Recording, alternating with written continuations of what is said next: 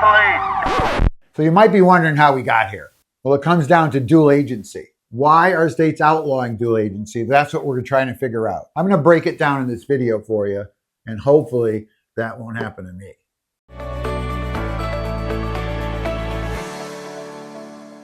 Why is dual agency outlawed? 8 states, to be exact, I believe, have outlawed dual agency. Some big states don't allow it. States outlaw to protect the buyers and the sellers. What is dual agency? Dual agency is when one realtor represents both parties in a transaction, both the buyer and the seller. The agent gets to keep commissions from both sides. So is this a good thing? Is this a bad thing, or can it lead to conflict?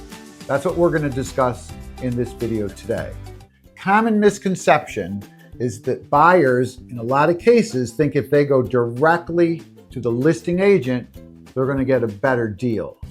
And you might want to think twice on that as we get more into what dual agency really is. This is how dual agency actually works. So let's take a small town scenario like I live in. There's Main Street realtors.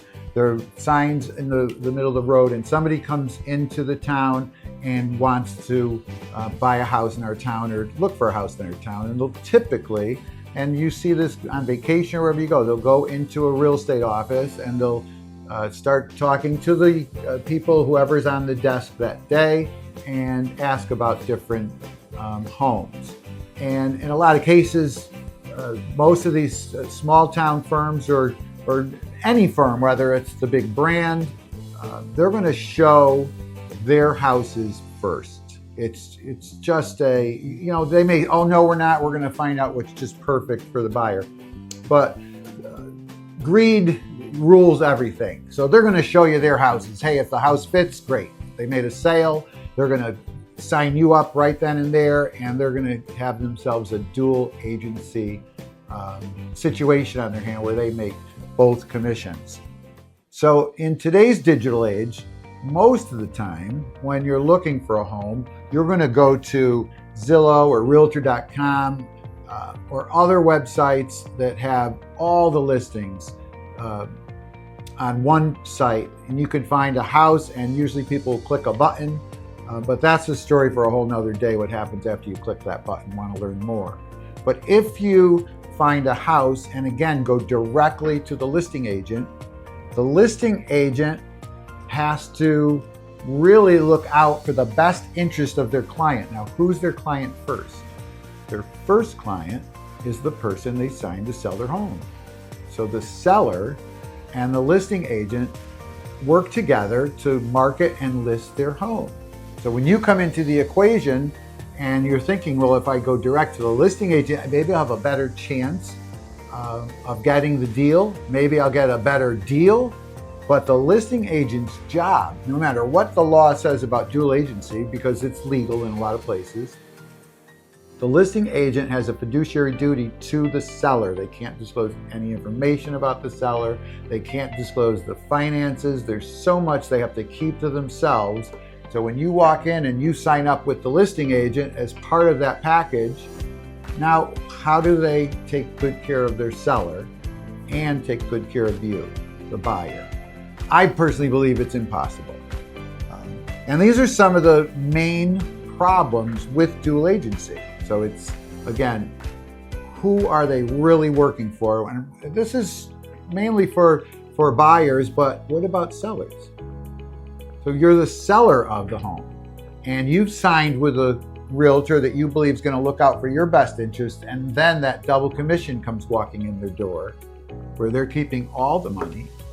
And do they just want to get the deal done because it's a bigger commission for them? Do they want to look out for you because you're their first client? Do they want to look out now for their new client in this dual agency situation? How can you be the master of more than one person? That, to me, it makes no sense. And nobody ever really knows who got the best deal there. Did the seller get the most for their house? Did the buyer get the house at the best price possible? That's why I believe each person should have their own agent. If you're a buyer, you get yourself a buyer's agent. If you're a seller, you get yourself a seller's listing agent. If you're buying and selling, the same agent can certainly help you sell your home as your fiduciary, and then they can help you buy a home as your fiduciary.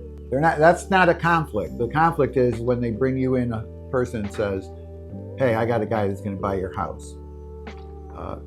And he's my client also, and I'm going to earn both commissions. And they're supposed to tell you that they're going to earn all the commissions. If you like what you're hearing right now, please subscribe to our channel.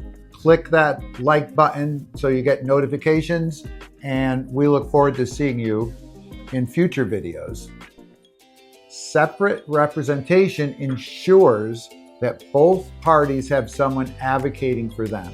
If you're a seller, your agent should be looking out and trying to get you the best deal all through the negotiations, after the inspections, and up to the closing. You should be getting the best price for your home.